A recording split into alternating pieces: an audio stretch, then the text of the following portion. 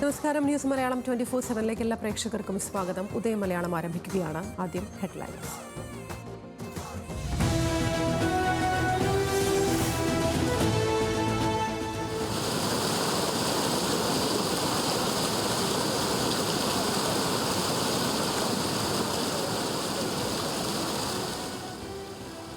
ദുരന്തഭൂമിയായി വയനാട് ചൂരൽമല.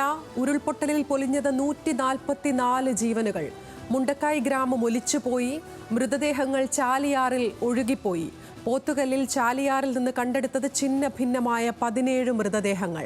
വിവിധ ആശുപത്രികളിലായി 146 പേർ പരുക്കേറ്റ് ചികിത്സയിൽ. നിരവധി പേർ മണ്ണിനടിയിൽ. ഉറ്റവരെ തിരഞ്ഞ് ജനങ്ങൾ.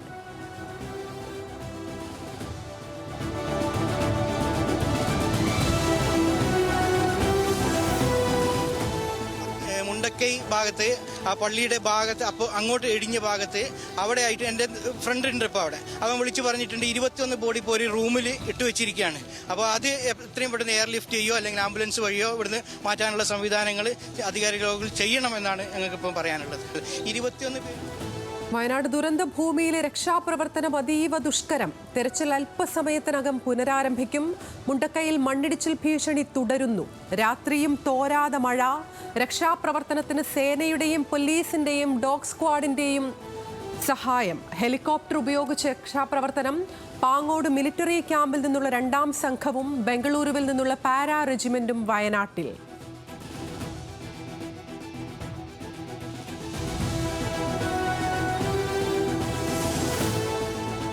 വയനാട്ടിലേത് ഹൃദയഭേദകമായ ദുരന്തമെന്ന് മുഖ്യമന്ത്രി പിണറായി വിജയൻ.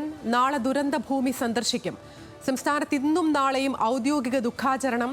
ഗവർണർ ഇന്ന് വയനാട്ടിലെത്തും. രക്ഷാപ്രവർത്തനം ഏകോപിപ്പിച്ച് മന്ത്രിതല സംഘം വയനാട്ടിൽ. എല്ലാ സഹായങ്ങളും വാഗ്ദാനം ചെയ്ത കേന്ദ്രം. മുഖ്യമന്ത്രിയുമായി ഫോണിൽ ബന്ധപ്പെട്ട് പ്രധാനമന്ത്രി. 20 വർഷത്തിനിടയിലെ ഏറ്റവും വലിയ ദുരന്തമെന്ന് കേന്ദ്ര ആഭ്യന്തര മന്ത്രാലയം.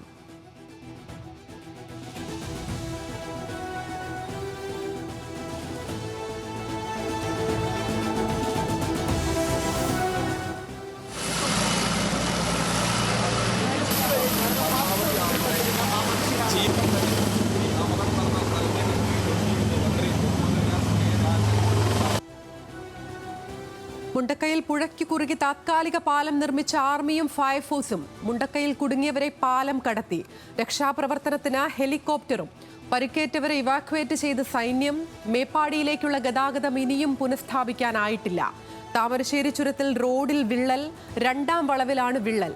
വലിയ വാഹനങ്ങളുടെ പ്രവേശനം തടഞ്ഞു.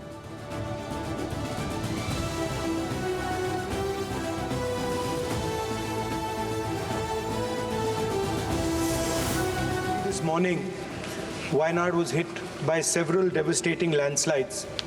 Mundakai village has been cut off, and the devastating loss of lives and extensive damage is yet to be assessed.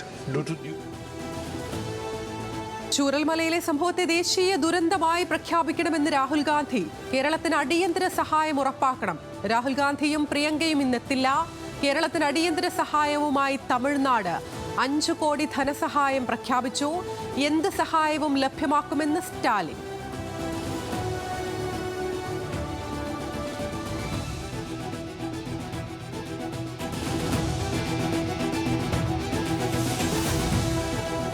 സംസ്ഥാനത്ത് മഴയ്ക്ക് നേരിയ ശമനം. വടക്കൻ ജില്ലകളിൽ ഓറഞ്ച് അലേർട്ട്.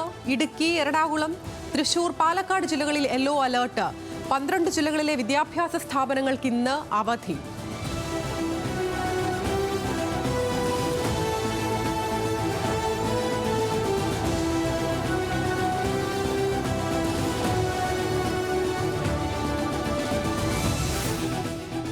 ഡൽഹി രജീന്ദർ നഗറിൽ പ്രതിഷേധം തുടർന്ന വിദ്യാർത്ഥികൾ. റാവൂസ് IAS അക്കാദമിയിലെ വിദ്യാർത്ഥികളുടെ മരണത്തിൽ നടപടി ആവശ്യപ്പെട്ടാണ് പ്രതിഷേധം. ദുരന്തത്തിനിടയാക്കിയവർക്കെതിരെ ഉടൻ നടപടിയെടുക്കണമെന്ന് Delhi lieutenant governor VK Saxena.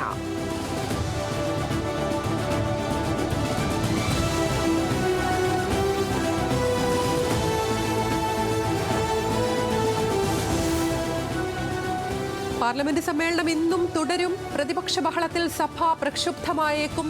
വയനാട്ടിലെ ഉരുൾപൊട്ടലിൽ നടുക്കം രേഖപ്പെടുത്തി പാർലമെന്റ്. മരിച്ചവർക്ക് ആദരാഞ്ജലികൾ അർപ്പിച്ചു. ദുരന്ത സാഹചര്യങ്ങൾ പാർലമെന്റിൽ ചർച്ചയാകും.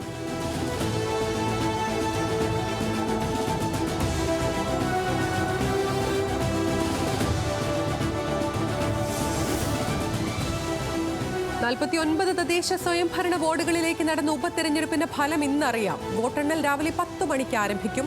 ഉപതെരഞ്ഞെടുപ്പ് നടന്നത് 13 ജില്ലകളിലായി. 1 ജില്ലാ പഞ്ചായത്ത്, 4 ബ്ലോക്ക് പഞ്ചായത്ത്, 6 മുനിസിപ്പാലിറ്റി, 38 ഗ്രാമപഞ്ചായത്ത് വാർഡുകളിലാണ്. CPIM-ഉം കോൺഗ്രസും തുല്യ സീറ്റ് പങ്കിടുന്ന ചിറ്റാറിൽ വിധി നിർണായകം. തച്ചമ്പാറ പഞ്ചായത്ത് ഉപതെരഞ്ഞെടുപ്പിൽ പരാജയപ്പെട്ടാൽ LDF-ന് ഭരണം നഷ്ടമാകും.